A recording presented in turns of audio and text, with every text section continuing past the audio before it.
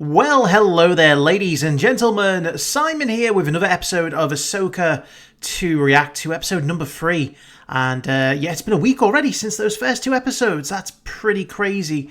And yes, the first 2 episodes were really well received. I thought they were very, very good openers. I thought that the handling of the information in those first 2 episodes was pretty well done, because when you come into a show that has an established character from a show that not everyone might have seen, it can be a little bit difficult to try and get that balance right of catching people up who haven't seen Rebels or Clone Wars, and also, you know, trying to keep those who have seen it in the loop and, you know, kind of pushing the story forward. So I thought they did a really good job of kind of, you know, explaining to people in layman's terms who people were, what the story was. And, you know, obviously there's a little bit of help with Ahsoka having been established in Mando and Book of Boba Fett. But those first 2 episodes really kind of set us up for a good story, I hope, anyway. You know, I thought that a lot of the things were a lot better than I expected. The cinematography, you know, the complaints that I had with Obi-Wan and Book of Boba Fett, and to an extent Mando, is that you can really kind of start to tell where the volume technology is being used. And, you know, Andor was a breath of fresh air for a number of reasons, but one of them was the location shooting. It just felt more natural.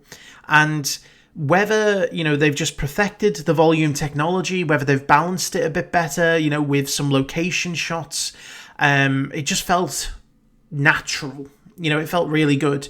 And the characters, again, they feel established. They feel as I'd expect the characters to be in live action. And the music has been spot on. And of course, it's the same thing. It's Kevin Kiner who did the Rebels soundtracks, so no wonder it fits. But we've been given a bit of a base story as to where things are heading.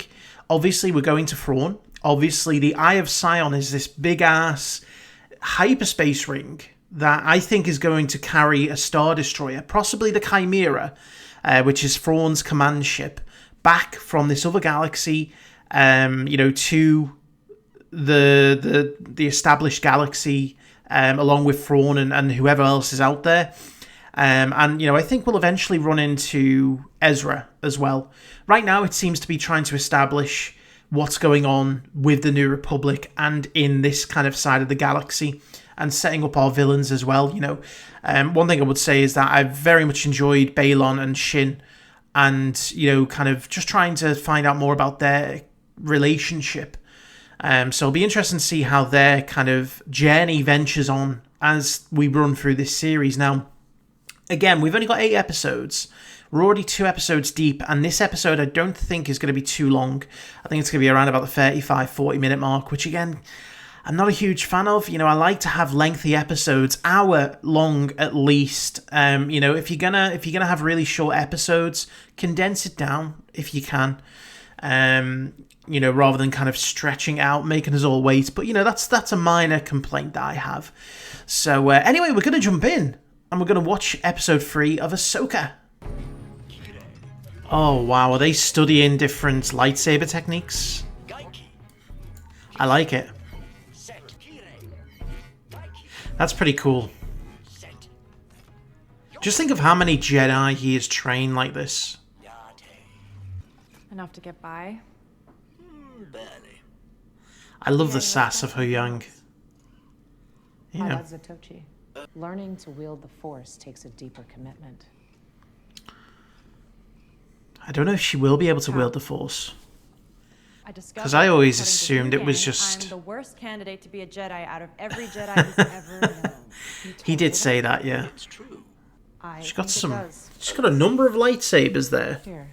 I didn't quite catch some of them. Not if I could see you.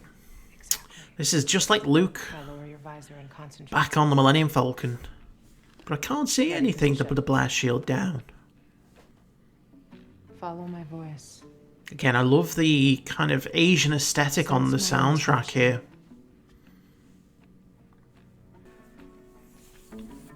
Surely they must have run through this before. you know, when she was training her the first time around. Because this seems like a pretty basic exercise in trying to get someone to wield the Force. Up the intensity. Yep, I like it. I think it'd be much more meaningful if she was to become a proficient fighter without the Force. That look. Anger and frustration are quick to That was a Sabine look right there. but they also unbalance you. There's the fleet. One of them is Ziono. Yep, there's a name drop. Kaz's father. Fine, Chancellor. In fact, he's on board. Oh, we might get to see Jason. Causing trouble with Chopper, no doubt. Most likely. Quite right, Senator Ziono. They really are name dropping him, aren't they? Long live the Empire doesn't sound like the kind of loyalty we're looking for. No. Again, they're going to be quite ignorant, aren't they? And the facility shut down pending further investigation. Aid in what has ultimately been your personal quest to find Ezra. Isn't she part Ezra vanished. of the New Republic? She's a general. And that you conveniently use a threat of Thrawn's return to acquire those resources, helping the people. Oh, you know what? I'm glad Hosnian Prime got blew up now. That's where he's from, by the way. That kind of ignorance is why your planet got blowed up. So you came out on top. Thrawn is not your typical Imperial officer. Nope. He I know is because I fought against him. smart. He killed Cunning. friends, people who were like family to me. And I'm sorry to say, it is my opinion that your friend Ezra Bridger heroically died with him. You don't know that. He is pushing her buttons. Really is. I hate politicians. Even in Star Wars. You know the only politician I really liked, other than Mon Mothma? Palpatine. Mom, There he is. Green hair. true Aunt Sabine is gonna be a Jedi? I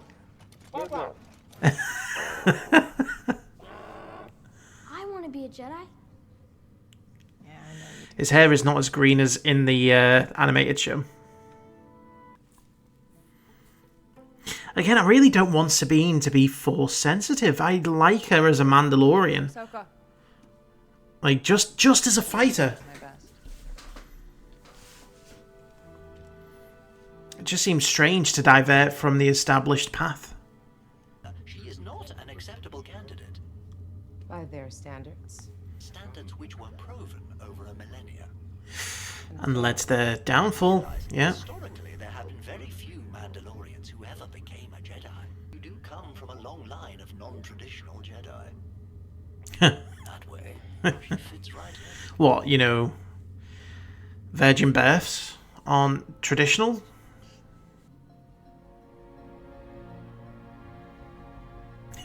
She's force choking it.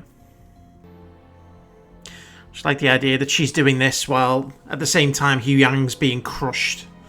She tapped into the force, just not in the right way. God, that's such a cool shot. The ship's shots are just so good. Great. How far out are you in the fleet? Hera? Uh-oh. Communication jams. We've entered the Denab system. All comm transmissions are being jammed. Standard Jedi mission protocol when approaching an unknown situation. In order to avoid enemy surveillance. Yeah. Programming. He's 25,000 years old. Cut him a break. Indicates the transport was in orbit on the far side of the planet. And Marok. Or, if you want to believe the internet, Ezra, Barasofi, Starkiller, and everyone else combined. I like that. It's almost like the Fireball. I think they are the same model ships as Kaz's. I forget the name of the ship class. Just a little rusty. Speaking of rust, God, I love those, like, the swooping shots. Anything yet? Just like in A New Hope. What's the betting that one of the faceless NPCs gets blown up and not Shin or Marok? Go on, blow him up. There you go. Tell me when. I like how they're so casual. You know, Ahsoka's just done this so many times. We should be able to make visual confirmation. With the giant-assed hyperspace ring. Morgan, they're entering your sector. Uh-oh. I bet you that thing's got guns. Yeah, you can see it's got guns.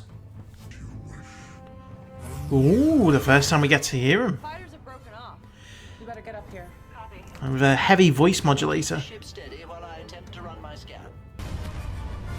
You know there's going to be a million people analysing that voice clip. Steady, steady. This is intolerable. You want it closer. 10%. He's like C-3PO about the clumsiness. Yeah, no, they're not destroyed.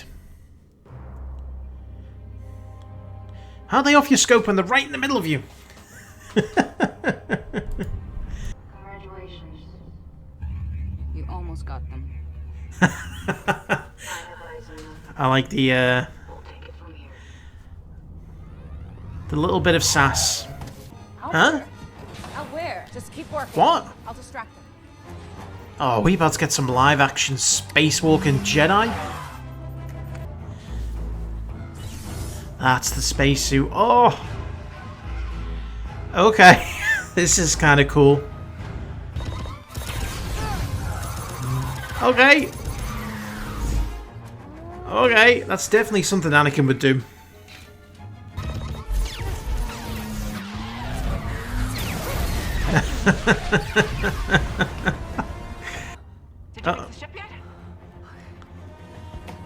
Just do what Leia did and, you know, Mary Poppins that shit. Don't get me. Come on, you can't Mary Poppins? You know, Leia can Mary Poppins. Get ready. Go, go, go. That is a sturdy ship. All those weapons are just terrible. Either way. Nice trick. Peggle. Peggle!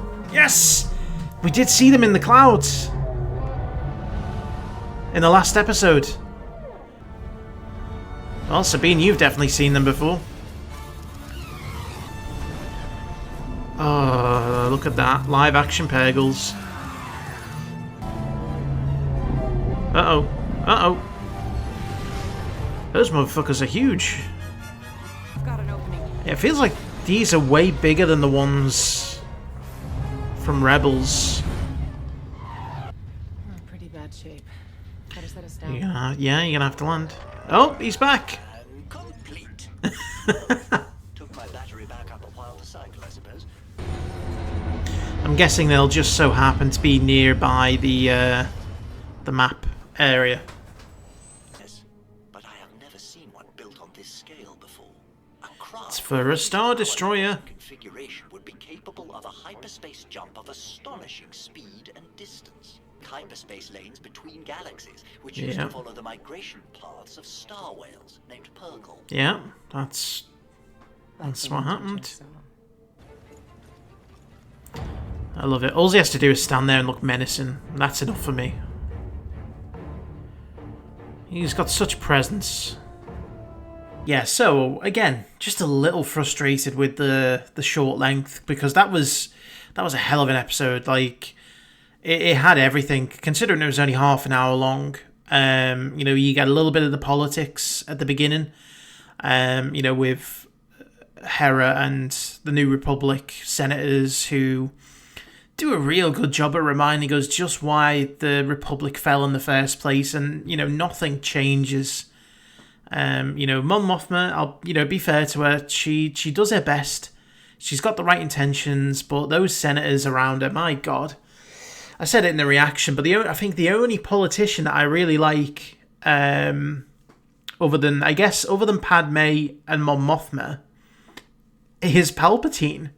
You know, I like Palpatine for all the wrong reasons, you know, but he's a good bad senator, if you get what I mean. And yeah, they just kind of continue to prove that this is why, you know, the First Order was able to rise up. And, you know, I know it's kind of like, it's not ideal in trying to fill fill up the middle of the pie after you've baked it, which is kind of what we've got with the sequel trilogy here. We're still trying to connect those dots and try and show you why it is that the bad guys were the bad guys in that film. And I made a comment about Senator Giono, who is from Hosnian Prime. And, you know, I'm glad that Hosnian Prime got blowed up now, because he's just not... He's not... I don't know, he just came across as a real grump, and I didn't like him in this episode. But that's the intent. Getting to see Jason, who, you know, they've toned down the bright green a bit, but they've still stuck with it. You know, it's more of a kind of mixed in green there, and you know, it's I guess it's nice that they included him in the show, because he is going to be there. I don't think Hera could, you know, be running around doing what she's doing without her son. And you know, it seems like him and Chopper have formed a really good relationship, and even just seeing Chopper for like 5 seconds, it's just like, yeah, I'll take whatever Chopper I can get. He's brilliant. A bit of focus at the beginning as well on, you know, the training aspect and catching back up with Sabine and Ahsoka. And I'm still of the opinion that I understand the Force resonates in everyone and that everyone has a connection, but I still think that not everyone should be able to wield the Force, because it makes it unique for those that can. You know, and I don't like the idea that you just need to practice to be able to control it. You know, I do like the idea that only certain people should be able to have that kind of connection, and there's different levels of connection that you can have. And you know, Sabine is such an interesting character. You know, she had her whole story in Rebels built up on her being this young Mandalorian warrior, and she went through so much to kind of reclaim her family's honor, you know, to reclaim her own honor as well after being kind of cast out. And I don't know, I just think it would be a little bit of a shame to divert from that and to go into the Force area, because for me, the Force in this situation would make her journey a little bit less meaningful. You know, she's a Mandalorian. She should stay a Mandalorian. And, you know, she doesn't need it, is what I'm trying to say. She doesn't need the Force. She's already a well-rounded character. She just needs a bit of guidance, a bit of, you know, combat experience, because I imagine it's been a while. But I did like that kind of opening scene with Huyang, you know, going through the different stances and styles. And then we moved on to the sort of second half of the episode, and wow, was that packed with a lot of stuff. You know, again, the space stuff just looks so good. Like, all the stuff in space. Say hello, Zuko. Hello. Mwah. I don't know if they're using models, but it looks so good. And, you know, you can clearly tell where there's been inspiration taken. A lot of the swooping shots felt like A New Hope. It felt like, you know, when the Millennium Falcon was escaping the TIE fighters. And that, in of itself, took inspiration from old World War II films. You know, so it was really nice for Dave to kind of, you know, connect that. And I know it wasn't Dave directing it, you know, but he's the one who's been putting this all down on paper. And, you know, I get the feeling of his hand in control of the overall show here, because one thing I will say that Dave does really well is connects the story. You know, so you might be sat there, you might have been thinking, well, how does this hyperspace ring take them to another galaxy? And, you know, he's connecting the dots there with the Purrgil, which were long established in Rebels. You know, they used to travel these intergalactic routes. And that's why, you know, the gathering place for the Purrgil is a very likely spot for people to be able to travel from one, you know, that's on a hyperspace lane, as you might say, you know, a hyperspace route to another galaxy. And it was, you know, sort of paved by the Purrgil. And it was so amazing to see them in live action. They are so much bigger than I realised. You know, you see them in Rebels and they're big, but you just don't get a true sense of scale until you see them in live action, and they are fucking huge. But I really loved everything about the space battles. Ahsoka going out onto the exterior of the ship, it just felt so like Clone Wars. You know, it felt like something she would have done when she was younger, or something Anakin would have done. You know, just out there with her lightsabers deflecting, you know, these little pea shooter shots from the ships that I'm pretty certain are variations of the same model ship that Kaz has in Resistance. The Fireball certainly looks that way. And, you know, it was interesting to get Marok with a few voice lines. He's got a heavily modulated voice, and I said in the reaction, I bet you there's a bunch of people out there right now trying to unmodulate it to find out who it is. And I don't know if that's necessarily going to work. I can't imagine them being as sloppy as just, you know, being able to let the voice be unmodulated to find out who it is. But I just want him to be Marok. Why can't we all just accept him for who he is? Doesn't matter if he could be someone else. He's Marok. Let's accept it. But no, really, really good story. You can kind of see where they're heading to in this next episode. And I'm beginning to think that we've seen almost nothing of the last half of the season. I honestly think that next episode we'll see the confrontation between Balon and Ahsoka and Shin and Sabine in the forest. And we might get the end of the episode being them travelling to Thrawn, and Thrawn arriving aboard the Eye of Sion, and that shot that we saw in the trailer. And I honestly don't think we've seen anything from the second half as it stands in any of the trailers they've released, which is exciting because it makes you think what's going to go on and what's going to happen. But there's a clear, I think, pattern. You know, they're kind of dealing with the current galaxy stuff in those first 4 episodes, and then in the next 4 episodes, potentially, is in this other galaxy. Maybe with Ezra, maybe, you know, with Thrawn. It's going to be interesting. But no, I thought this was a great episode. Again, loved the soundtrack. You know, all those like little Asian inspirations when they were training. You know, the kind of etherealness when the Purrgil show up. It's just Rebels to a T. And, you know, Rebels soundtrack was great. Really was. But anyway, I hope you all enjoyed that. Thank you for watching, and now we've got another week to wait for another episode. There's no second episode this time around, which is a shame.